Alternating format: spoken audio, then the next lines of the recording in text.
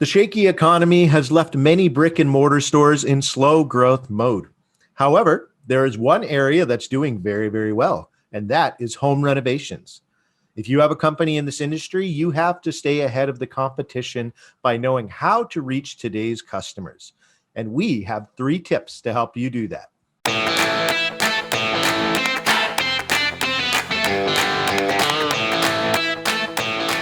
Hello, everybody, and welcome to the show. I am your host, Jeff Lambert, and joining me today, my co-host. He is wanted by companies all around the world who make wigs for all sorts of people because of the rich, rich nature of his beard hair.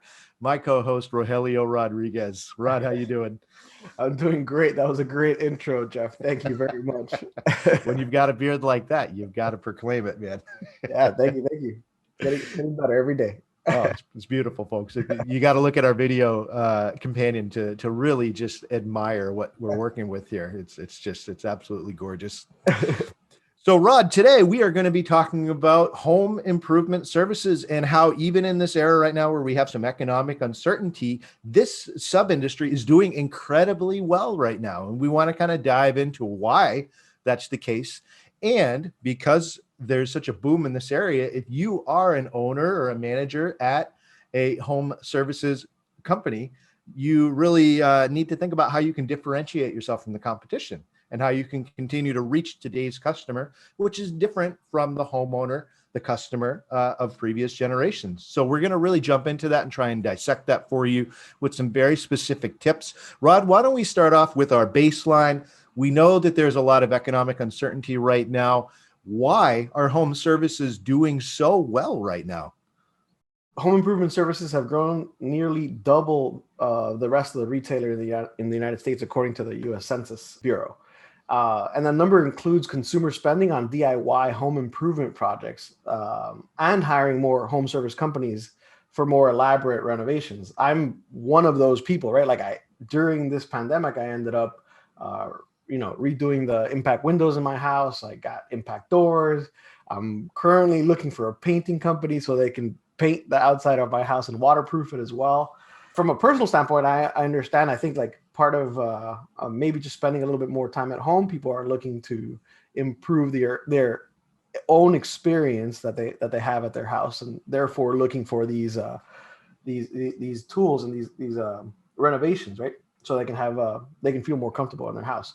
But there's also a few factors that we can cover, right? One of them being the age of the country's housing, right? For context, 80% of the homes in the United States are at least 20 years old, according to JCHS.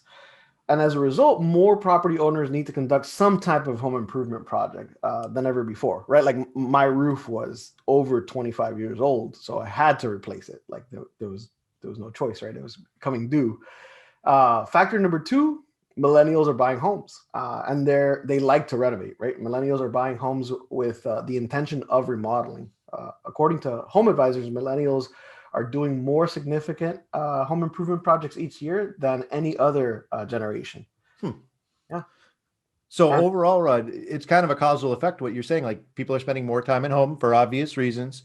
You know, the work from home trend has obviously caught on, coming into and hopefully out of COVID right now. So we see, more people at home. You're looking at those home improvement projects you've been neglecting. It's in your face all day now because that's where you are. And of course, like you said, millennials, which we're elder millennials. We want our homes to be, I guess, kind of a sanctuary, that place where we can be really proud of, especially now that we're spending more time in them. Absolutely. And experts are predicting that this age group is going to drive billions of dollars in home services companies as their home equity increases as well. That makes a lot of sense, and so that there is a specific age group now that's getting into the that majority buying market of picking up houses. So we have to understand how to reach that group because it's different than the groups that came before them. So, Rod, why should I even bother looking at how I'm marketing to my customers? Why should I want to find new ways to reach customers now, these millennial groups, people who are buying homes or renovating them currently? In short, customers have changed as they've always done, right? Yep. but in this past year more than ever, Sure. according to a study from McKinsey, shopping habits have changed. Right, there's a surge in e-commerce. There's a preference for trusted brands. There's also a decline in discretionary spending due to layoffs. People's focus also is on home is different, right? People are nesting at home. Home is recast as a new coffee shop, restaurant, and entertainment center, which leads to a desire for more home improvements, as I alluded to earlier. Yep. And then how we communicate is different. So in-person sampling has declined. Digital is now expected. A shift in how we consume media as well. More interactive content that's quick to digest is taking over. So all those are part of how individuals have changed their mindset, their behaviors, that the way they consume and also interact in their homes, right? Absolutely. I mean, it's happening everywhere. You have to stop and look at the trends that are occurring. Look at now, HBO's announced that all new movies are going to come out to their streaming service same day as they come out in theaters, if theaters ever reopen to the point that they were before. Yeah. You have car dealerships that are now doing digital showings of their vehicles and then driving the car to you once you purchase it. Like, there's no need to go into a dealership evermore. We see realtors doing, property walkthroughs. So you actually don't have to physically go into the home. That whole, you said it, the in-person sampling, it's going to come back to an extent, right, Rod? Like, there's some people that are going to want the in-person experience, but Sure. people are going to want the option to do it digitally. Absolutely.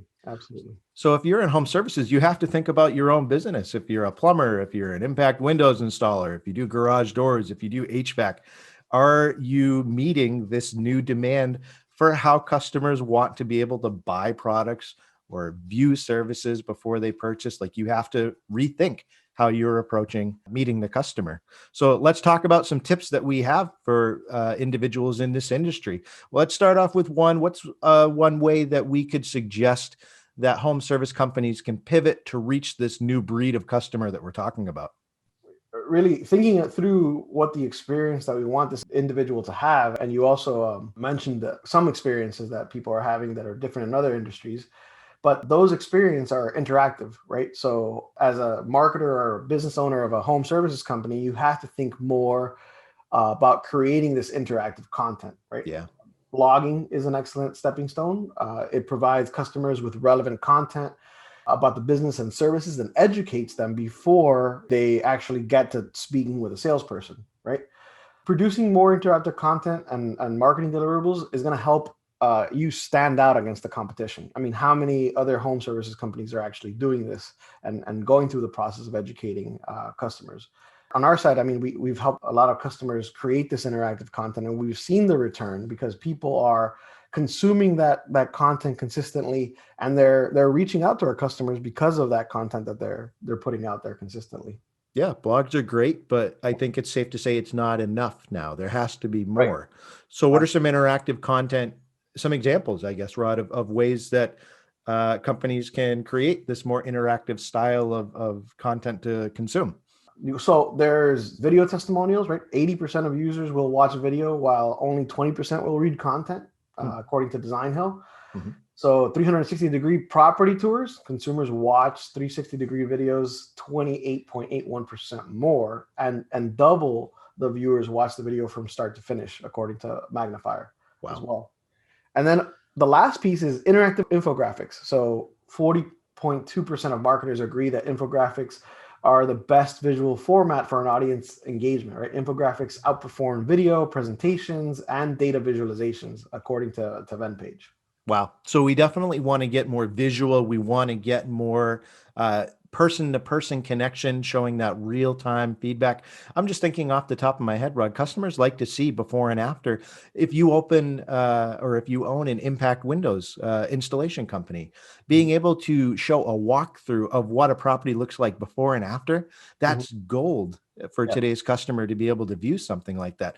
Just as an example, like you said about the property tours, and the options are endless. It's just about making it more than just words on a screen. Absolutely. And I think it's one of those elements that really enables you, right? It provides so much value, the ability to be able to see something before and after, or the ability to take a tour. I mean, all those add so much value that people are more willing to provide their contact information, even if it's just an email provided, right? So it enables you to begin that relationship. Essentially, for you, it's a lead generator. For the individual that's experiencing it, it's something that they are willing to give up in order to get the value of experiencing that content. Absolutely. Just increasing the ways that you can interact with your customers. Absolutely. Yeah. Rod, give me another way that we can stay ahead of the competition. Sure. Studies are showing that it's easier and more profitable to keep the customer than acquire a new one. So increasing your customer retention by just 5% is going to boost your profit by at least 25%. Wow. So I was thinking through, like, how can you get and keep customers engaged, right? So we have to think about how to focus on reinventing that customer experience that we were discussing. You can do that by releasing new products and updates based on the feedback that you're capturing. So imagine an interactive piece of content that people are able to provide you feedback on immediately and response to. Use that data to make an educated guess of the next product that you're going to be able to offer to that individual, right? So survey your customers consistently so that you can use like measurements like customer likes and dislikes and areas for improvement in order to make those decisions a lot easier for yourself. Absolutely. If I own a garage door installation company and I see that customers are really favoring maybe the glass door look, maybe I want to release some new products from different manufacturers that I've partnered with. And that's going to get people excited about seeing that I'm expanding my brand, that I'm offering new products. And on top of that, if I already bought something from your company or if I already had you service a part of my home, and I see that you're constantly updating what you're doing, I'm probably going to want to stay connected to you because I've already seen your work. I already trust you. So if you're coming out with new things, maybe I can partner with you in the future for other projects. Absolutely. So Rod, talk to me about, let's go with one final tip that we can share for home services owners to be able to really separate themselves from the competition and reach today's customer. Sure. I think the last tip would be, oftentimes it's challenging to find ways how to track all this activity and how well the marketing and sales are performing. To try to easily implement those tracking options, you can use elements like landing pages where you can apply UTM parameters to each landing page URL. So when an online user clicks the link, you can track what leads to a sale. You can use either Google Analytics or a CRM tool. We use HubSpot internally. That's the tool of choice to be able to track those activities. And also call tracking. I speak to home services companies often in my days, and I can't tell you how many companies do not track their calls. When you think about like what it does, it's one of those things like, I can't believe I wasn't doing that a year ago. Absolutely. So I'll give you an example. So we typically use a software called Call Tracking Metrics. Call Tracking Metrics allows you to be able to, you add essentially a JavaScript code that changes the number on your website to a tracked number. And that tracked number is associated with a campaign that you set up on the back end of the system. A great example from one of our clients, Alco, they closed a huge deal in December. Alco Lewis calls me on the phone. He's like, hey, we just closed a huge deal. He's super excited. And he's like, okay, but I have no idea where it came from. Can we try to figure this out? I'm like, okay, so what was the number? Like, can you pull up the number of the client? And so he goes into his HubSpot, pulls the number of the client, looks at the number. And then what I did was go into the call tracking software, search that number, and realize that huge sale. I mean, it's a few $100,000 sale, right? Wow. It's a massive sale. Yep. You realize that individual lead came from an advertising that he made on the only direct mail piece, like actual printed material piece that actually works. And we know this because we track everything, right? We track that number that came from that ad. We were able to tie back all the way from the time that it came in February and all the history that came in until it closed in December. And we know that particular ad, which probably cost them maybe $500 a month to run, brought back several $100,000 in return. So Wow. that's an example of how call tracking is effective. And so I can assign different phone numbers based on the advertisements that I send out. And then when a customer calls that number, I'll know exactly the origin point Yep, that they used in order to find out about me. absolutely. And more than that, you can find out what's not working. So Yes. if you get no calls from that flyer or ad that you created, you realize like, hey, let me stop spending, a few $1,000s on this because it's not working. Yeah. Yeah. If you spend $10,000 putting your face on a park bench Yeah, everywhere, like, exactly. hey, call me, and no one calls the number, then you'll know, well, it's time to axe that the next time around when you're looking at your expenses. So, oh man, Absolutely. it's so important to track what you're doing. So you're not just throwing money out the window. Absolutely. Absolutely. Yeah. So, Rod, talk to me a little bit about, if I'm a home services owner or a manager and I'm looking to kind of boost my marketing potential. Rizen just launched a new program that is kind of an end-to-end solution to be able to help these companies, right? Yes, absolutely. Right now, we are beta testing Rev Growth for home services. It's really applying all our past experience in business and running several businesses, and also helping specifically home service businesses grow at a very quick pace.